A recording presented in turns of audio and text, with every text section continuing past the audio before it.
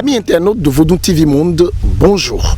Bienvenue dans ce nouveau numéro de notre chronique intitulée « Retour au Bénin des patrimoines spoliés par la France, fondation d'un nouveau système de lavage mental ». Depuis quelques mois, l'Afrique en général et le Bénin en particulier célèbrent le retour au bécail des patrimoines culturels et culturels, soit les œuvres d'art spoliées par la France pendant des guerres de razzia et de la colonisation. Un événement heureux n'en est-il pas un dans l'histoire de la réparation des divers crimes et délits commis par la France contre l'innocence ou contre le bien-être des États africains? Pour certains penseurs, le Bénin aborde une nouvelle ère historique très favorable à la prospérité économique, tout comme d'autres à côté songent qu'il s'agit à partir de cette opportunité d'une chance de restitution et de la rédaction de l'histoire réelle du Dahomey Bénin. Mais contrairement à ces visions et par extension, d'autres voix qui se veulent être plus prévoyants misent assez fort sur une attaque scientifique de l'histoire et de la mémoire des ancêtres victimes de ces agressions et de ces assassinats français pendant la colonisation. Il ne s'agit pas d'une simple manière de saccager l'histoire du peuple béninois à partir de cette restitution, mais d'une stratégie d'incinération totale des véritables traces de la mémoire des premiers occupants de la géographie à Datado, Kéroun et Oyo, aujourd'hui Bénin, Togo et le Nigeria. L'étape d'après la restitution devrait être consacrée avant tout à une étude traditionnelle des patrimoines, dit œuvres d'art, selon le jargon de l'État braqueur qui est la France.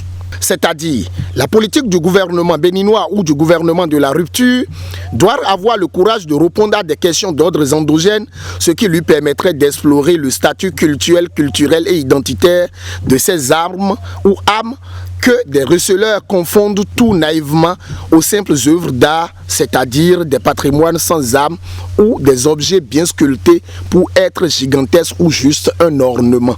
L'exposition précipitée de ces épées d'origine coutumière et ancestrale caractériserait l'état naïf de la nation béninoise en face de sa propre identité au regard des conservateurs français.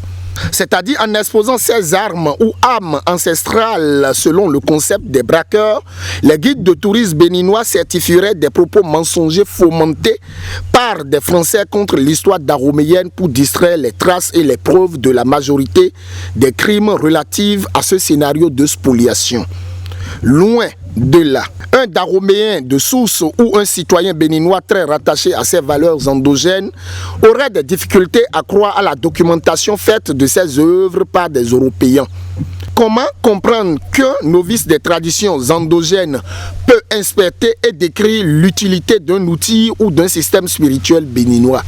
Prenons par exemple le cas pratique des figures emblématiques africaines du XIIIe au XIVe siècle, notamment les quarts de Guélédé ou des Guélégbédiens, appelés par masques dans le jargon des profanes ou dans le langage courant des intellectuels dits tarés africains. Alors que chaque Guélédé, selon les traditions d'origine Yoruba, est l'une des figures d'un personnage emblématique de l'histoire des communautés noires, des Français profanes l'appelaient masque et l'UNESCO, dans cet ordre d'idées, l'inscrit au grade des patrimoines à valoriser sous l'appellation des masques. Au sujet des patrimoines restitués, l'État béninois, de sa part ou de sa politique, doit éviter des élans de la profanation car il s'agit des arsenals de combat ou carrément des pages d'histoire écrites par des sculptures. Et pour les lire, il faut être un initié ou être instruit à l'école des traditions endogènes. La construction d'une économie rigide et infaillible autour de ces patrimoines rapatriés nécessite une documentation traditionnelle, c'est-à-dire l'enseignement de la philosophie de vie ou le concept de ces arsenals qui sont des machines de combat pour nos ancêtres. Tout de suite, il faut retirer à la lessive du tourisme béninois le mot ou l'expression folklorique œuvre d'art lorsqu'il s'agit de ces trésors rapatriés. Et pour finir, recherchons l'utilité endogène de chacun de ces pouvoirs et leur fonction pour le bien-être des communautés dahoméennes avant leur spoliation par la nation française. Ces armes ou arsenals auraient eu des effets très résistants contre le désir des envahisseurs, d'où leur pillage au profit d'un succès colonial en Afrique. Bernard Dossa, à bientôt pour un prochain numéro.